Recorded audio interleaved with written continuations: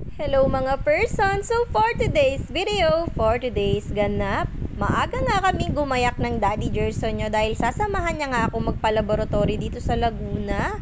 Alam nyo yung tipong halos na andito na nga ako nakatira sa may Santo Tomas, Batangas, pero halos lahat ng transaction ko ay gusto ko pa rin dito gawin sa may Calamba, Laguna.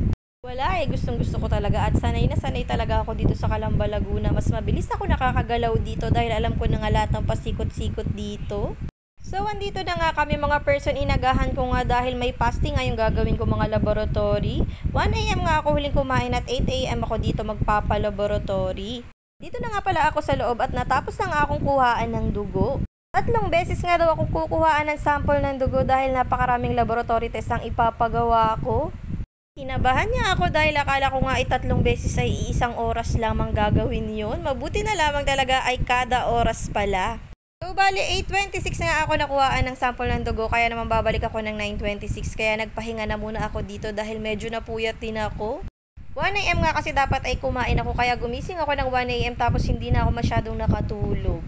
Mabuti na lamang talaga ay meron dito mga sopa sa ospital na ito at napakaganda rin talaga ng mga Christmas decorations sila, kaya nalilibang ako. Sa mga oras na yan ay iniwanan na nga muna ako ng Daddy Gerson nyo dito sa hospital. Papapikit-pikit na nga ako dito sa may sofa dahil isang oras pa nga aantayin ko bago ulit ako kuhaan ng dugo. Mabuti na nga lang ay namulat ako, ayun pala ay may mag-aabot sa akin itong free raffle ticket. Ang maaari daw mapanalunan ay 75k medical coverage. Sa December 19 nga daw ito idodraw. Sana nga ay manalo tayo, sayang din ito. Pero mas matutuwa nga ako kung ang mananalo ay ang mas higit na nangangailangan. Dami nga ng may malubhang sakit ngayon ay kadalasan ay wala nga silang pampagamot dahil kulang nga sila sa financial. Kaya naman malaking bagay talaga itong worth 75k medical coverage na mapapanalunan dito sa raffle ticket na ito. Kaya maya nga lang ay lumipas na nga ang isang oras at nakuhaan na nga ulit ako ng sample ng dugo.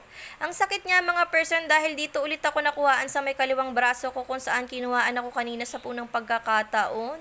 Hindi nga kasi mahanap sa kabilang braso ko yung ugat ko doon, kaya naman doon ulit tinusukan. Dito na nga ako nagantay sa may tapat ng laboratory dahil nga mabilis lang naman ang oras at maya maya isang oras na rin naman. Mabuti na nga lang din ay binuksan na nila yung TV dito at nakakanood nga ako at nalilibang. Lipas na naman nga ang isang oras, ganito pala talaga siguro kapag kabado ka sa mga turok, no? Bigla-bigla na lang bumibilis ang oras. Pero mabuti na rin talaga at mabilis ang oras sa mga pagkakataong ito dahil hindi ako nainip magantay dito mag-isa.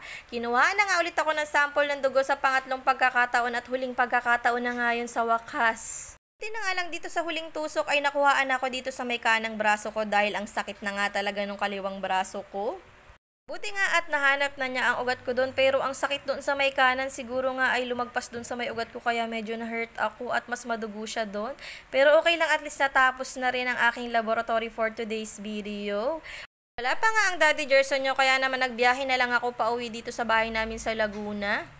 Hindi ko pa nga rin pala nakukuha yung resulta ng laboratory ko doon dahil babalikan ko pa nga daw after lunch. So mamaya na lang namin babalikan ng Daddy Gerson nyo. Uwi na muna ako dito sa Laguna. See you on part 2. Babu, thank you for watching.